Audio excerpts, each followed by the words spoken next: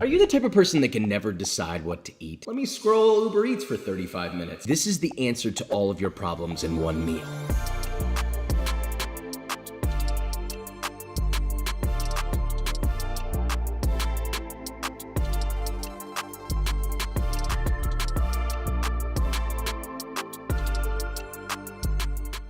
Today we're making our ideal bento box. 2 different proteins, a starch, and various vegetables, sauces, mixed match, blah, blah, blah, blah, blah. I want you to know that this doesn't end here with these recipes before you. You can replace the protein. Throw chicken in there. There's no chicken in this one, I'm sorry. The funny thing is I don't order bento boxes as much as I wish I did. I go to a restaurant and I think about it and I order way too much because I want to try everything. This is your opportunity to try everything. So with all that being said, let's make this, shall we? A bento box is about an experience. It never forces you to sit with one option. It's like the omakase of the school lunchbox. And we're going fully loaded. Tonkatsu, teriyaki salmon, tamagoyaki, spicy cucumber salad, and much more. Let's begin. First, start with your tamagoyaki because, well, it can be served at room temp, and I actually like it that way. In a medium-sized bowl, add 3 eggs, 1 teaspoon or 7 grams of mirin, 2 tablespoons or 30 grams of shiradashi, whisk that together till thoroughly combined. Then get yourself a tamagoyaki pan. Yes, it can be done in a normal pan, but we're making it dish, baby. Show a little respect. Anyway, lightly grease up a tamagoyaki pan and heat over medium. Add just enough egg to coat in a single thin layer into the pan. Let that cook out till solid enough to move, but just very lightly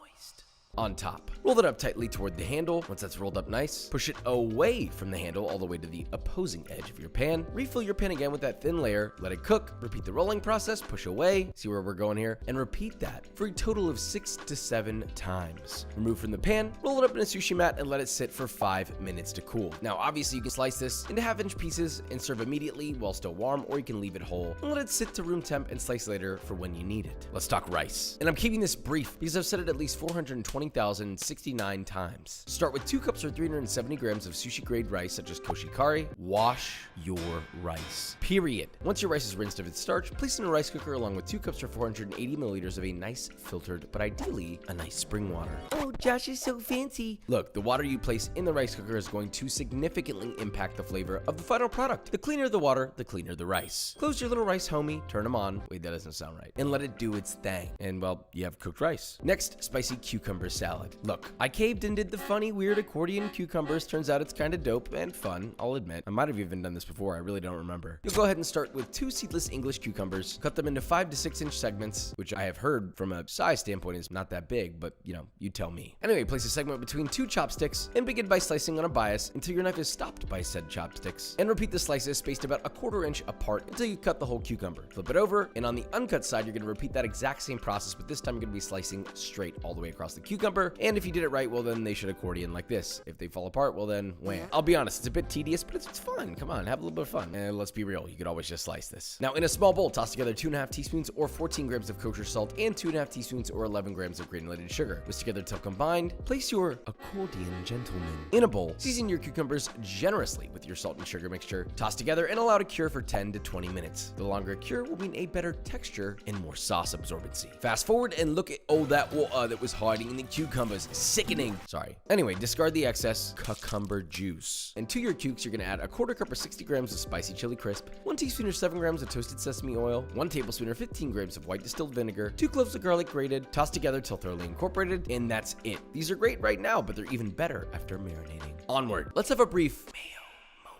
Specifically miso mayo. In a bowl, combine 1 cup or 230 grams of koopy mayo, not poopy mayo, just to be clear. 1 tablespoon or 15 grams of white miso, 1 tablespoon or 15 grams of red miso, 2 teaspoons or 14 grams of lemon juice or yuzu juice, 1 teaspoon or 7 grams of mirin, 3 cloves of garlic grated, whisk all that together until combined, taste and add salt if needed. Optionally, pass through a fine mesh sieve to get it extra smooth. And that's it. Moving on, let's talk firing up that grill. All right. First off, fire up that grill. Charcoal or propane, don't care. Although charcoal will probably taste better with the purpose of this bento box. Remember to have 1 hot side and 1 cold side, and I want that hot side hot. Now while that's heating, we're gonna make our teriyaki salmon glaze. In a small saucepan, add 1/3 cup or 88 grams of dark soy sauce, 1 tablespoon or 15 grams of white distilled vinegar, 2 tablespoons or 30 grams of light brown sugar, 1 tablespoon or 15 grams of honey, a 1-inch knob or 12 grams of ginger grated, 1 cup or 240 grams of water, 2 tablespoons or 30 grams of cornstarch. Whisk that together and then continuously whisk and heat until thickened. It's like a couple minutes, it's not that hard. Now for your salmon, you'll need about a 2-pound or 900 gram side of king salmon. This is the king of salmons. What more could you want? Feel free to remove the skin if you don't want it. Cut that down into 1.5-inch wide fillets. Lightly coat each fillet with vegetable or avocado oil. Brush that on, season them and taste with salt, and just before you grill, be sure to generously grease the grates, as well as the fish with cooking spray. Trust me, this is how you avoid the fish sticking. Even better if you use a small wire rack that you're willing to destroy over the flame. Now sear that bad boy on the hottest part of the grill for about 2 minutes or until brown, and just cook to about medium, which is an internal temp of 135 to 140 Fahrenheit. This is the luxury zone. Please do not cook your salmon beyond this point unless you prefer it dry as Anyway, once you've reached that point, brush your salmon generously with your teriyaki sauce and hit it hard with the highest heat you can until the glaze is caramelized onto the fish. At that point, you're done. Repeat with all your salmon. And since we're already on the grill, you might as well start your broccoli. Separate out 2 to 3 crowns of broccoli into florets. Toss with 3 tablespoons or 30 grams of vegetable oil and salt to taste till thoroughly coated. Place on your grill, either directly on the grates or on skewers. You know, if it starts falling through the grates, maybe you should put it on skewers. Grill until lightly charred all over and cooked with just a bit of crunch remaining. Take them off, and optionally you can toss them with additional salt and lemon juice to taste. Bada bing, bada done. That leaves us with Papa's tonkatsu, the easiest way to find happiness. Heat up a 7-quart heavy bottom pot that's been filled about halfway up with vegetable oil to 350 Fahrenheit. Take 4 nicely marbled pork chops and pound to about a 1/2 inch thick. You know the drill, or maybe you have no idea what's going on. That's awesome. In a bowl, add 1 cup or 120 grams of all-purpose flour. In a separate bowl, 3 large eggs and 2 tablespoons or 29 grams of water, whisk together till homogeneous. And finally, a third separate bowl of 2.5 cups or 250 grams of panko breadcrumbs. Season your pork generously with salt and allow them to sit for 5 minutes. This allows the salt to soak into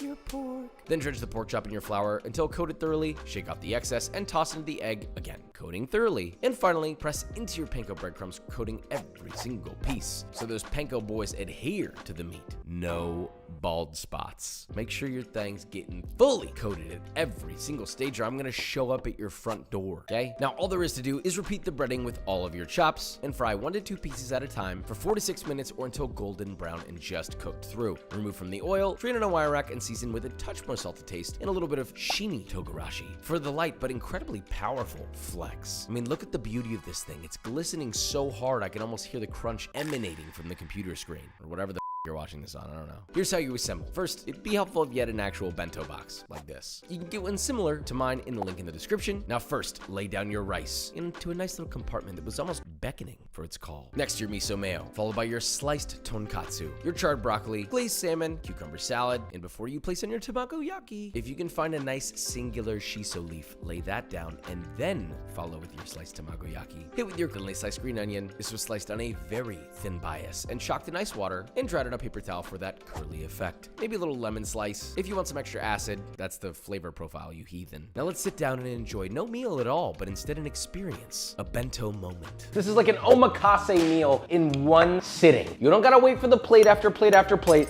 This is the plate. First off, katsu, we're known for it, all right? Oh my God, it's good every time. Tamagoyaki, not as hard as it seems.